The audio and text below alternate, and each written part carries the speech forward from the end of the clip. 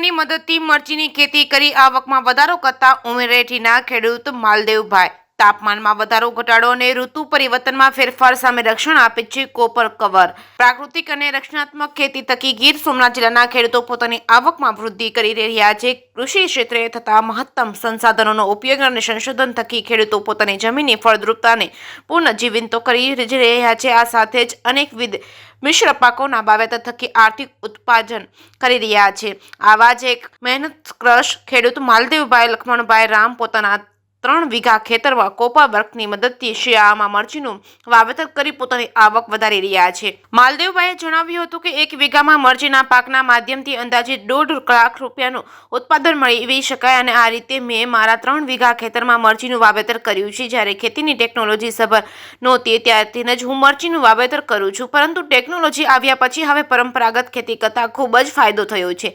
ટેકનોલોજીના કારણે શારીરિક શ્રમ ઘટ્યો છે અને ખેતી ઉત્પાદનમાં ફાયદો પહોંચશે અને અમે મરચીનું વાવેતર અનેક પદ્ધતિથી કરેલું છે. પહેલા જમીનમાં ફૂગ પણ ખૂબ જ પરેશાન કરતી હતી, એટલે અમે ડ્રીપ પદ્ધતિથી ખેતી કરવા લાગ્યા છીએ. જોકે દર વર્ષે ક્લાઇમેટ ચેન્જના કારણે કોપર કવર પદ્ધતિથી મરચીનું ઉત્પાદન મેળવવા લાગ્યા છીએ.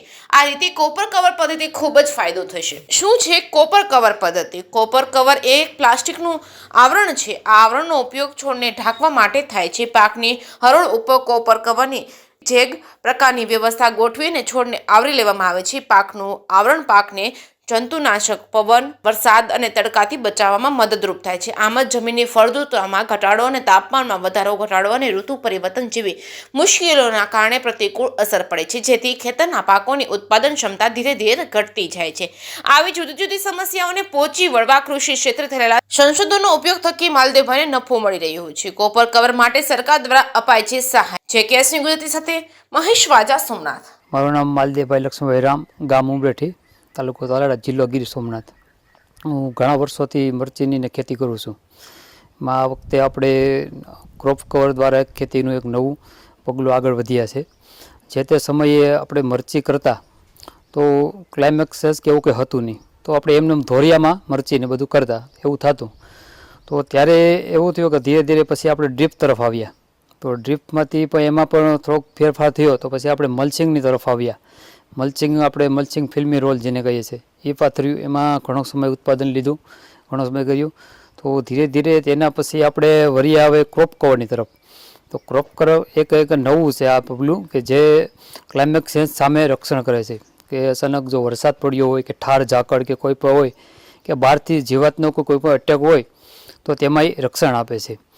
હવે મરચીની ખેતીમાં એવું છે કે વીઘે આપણે અંદાજિત ખર્ચો 10,000નો આવતો હોય, ખાલી ક્રોપ કવરનો એકલો આપણે ગણીએ, અને બધો ખર્ચો આપણે કરીએ 70,000 થી 75,000નો ખર્ચ રહેતો હોય. તો એમાં માટે થઈને આપણે ક્રોપ કવરમાં તો ઘણું બધું અત્યારે છે ભાઈ, જોવું હોય કે સરકાર શ્રી તરફથી સબસિડી પણ એમાં મળે છે. એમાં ને આપણે ક્રોપ કવરમાં સબસિડી પણ મળે છે, અને બીજા નંબરમાં કે જે મલ્ચિંગ પેપર હોય તો એમાં પણ સબસિડી મળે છે. અને મરચીની ખેતીમાં એવું છે કે મરચીની ખેતરમાં આપણે જો ધરું પહેલાં તૈયાર કરીએ તો તેને પહેલાં આપણે સીડ ટ્રીટમેન્ટ કરતા હોય છે કે ભાઈ સીડ કેમાં નાખવા. તો સીડ નાખવા માટે થઈને આપણે ટ્રે આવે તો ટ્રેમાં કોકોપીટ ભરી અને એમાં આપણે સીડ નાખવાના હોય, ને 20 દિવસ સુધી એને નાનું એવું ગ્રીન હાઉસ બનાવીને એમાં 20 થી 30 દિવસ રાખવાના. ત્યાર પછી એને આપણે ખેતરમાં લઈ જવામાં આવે તો ત્યાં આપણે ધરું તૈયાર કરીને રાખવાનું કે જેમાં આપણે છાણિયું ખાતર છે એ વીઘે 1 થી 2 ટોલી નાખવાની. એ તૈયાર કરી પછી એમાં મલ્ચિંગ પેપર પાથરવાનું. મલ્ચિંગ પેપર પાથરી, ડ્રીપ પાથરી, મલ્ચિંગ પેપર પાથરી, અને પછી એમાં આપણે જે 1.5 કે 1 ફૂટને ગાળે હોલ પાડીને ત્યાં ફેર રોપણી કરવી. ફેર રોપણી કર્યા બાદ કે આપણે એને ઉપર ક્રોપ કવર જે છે, જે ક્રોપ કવરનો આપણે ઉપર રાખવાનું, ક્રોપ કવર ઢાંકી દેવાનું. તો ક્રોપ કવરને ઢાંકે એટલે આપણે એક દવાનો ખર્ચ બચી જાય, પેસ્ટિસાઇડનો ખર્ચ આખો નીકળી જાય. વચ્ચેનો જે ગાળો છે 40 દિવસનો, 40 દિવસ માટે આપણે ક્રોપ કવર રાખવાનું હોય. તો 40 દિવસનો આખો ગાળો છે તે એમાં નીકળી જાય છે. તો એના માટે પેસ્ટિસાઇડનો ખર્ચ બચી જાય છે આપણે, અને જમીનમાં નુકસાન ઓછું થાય છે.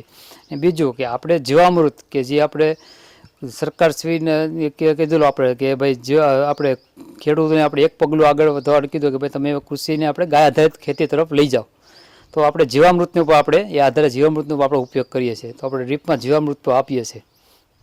અને આપણે એક નાનું એવું ટ્રેક્ટર જીલી છે આપણી પાસે, એમાં પણ આપણે સરકારશ્રીની સહાય મળેલી છે, સબસિડી મળેલી છે. અને ક્રોપ કવરમાં પણ આપણે સહાય માટે એપ્લિકેશનની અરજી કરેલી છે. આપણે જે માનનીય શ્રી રાજ્યપાલ શ્રીએ ગાય આધારિત ખેતી આપણે કરવાનું જે ખેડૂતને જે આહવાન કર્યું છે તો તેને આધારે આપણે જીવામૃત પણ આપણે આપીએ છીએ, જીવામૃત આધારિત ખેતી પણ કરીએ છીએ. સરકારે જે યોજનાનો મને લાભ આપ્યો એના આધાર સરકારશ્રીનો આભાર માનું છું.